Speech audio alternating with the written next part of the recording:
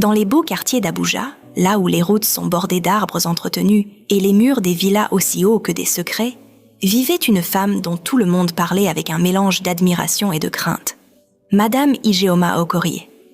On disait d'elle qu'elle pouvait transformer une simple parcelle en empire, qu'un mot de sa bouche suffisait à faire trembler des investisseurs.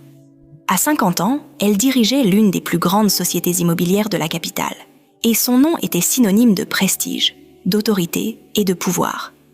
Toujours vêtue avec une élégance maîtrisée, tailleur de créateur, parfum discret, bijoux raffinés, elle incarnait le rêve de toutes ces jeunes femmes qui espéraient un jour réussir comme elle. Mais derrière l'image parfaite, il y avait un silence lourd, presque palpable, qui planait sur les couloirs impeccables de sa villa de Maitama. Les domestiques la craignaient. Ils parlaient à voix basse, dès qu'ils entendaient le claquement de ses talons sur le marbre. Tout devait être rangé, ordonné, précis. Une cuillère déplacée, un coussin mal positionné, et son regard froid suffisait à glacer le sang. Même Grace, son assistante personnelle depuis plus de 10 ans, ne se permettait jamais un mot de trop. Elle connaissait les règles. Avec Madame Ijeoma, il fallait obéir, pas discuter. Pourtant, lorsque la nuit tombait et que la grande maison s'endormait, la femme d'acier cessait de jouer son rôle.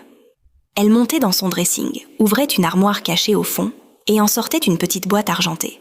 À l'intérieur, une photo. Un jeune homme au sourire tendre, tenant dans ses bras un nouveau-né emmailloté. Ijeoma s'asseyait alors sur un tabouret, caressait l'image du bout des doigts et murmurait dans un souffle brisé « Mon bébé, mon petit ange ». C'était le seul moment où sa voix tremblait, où ses yeux laissaient hâte couler une larme. Puis, comme si elle se rappelait soudain qui elle devait être, elle refermait la boîte, essuyait ses joues et reprenait son masque de marbre.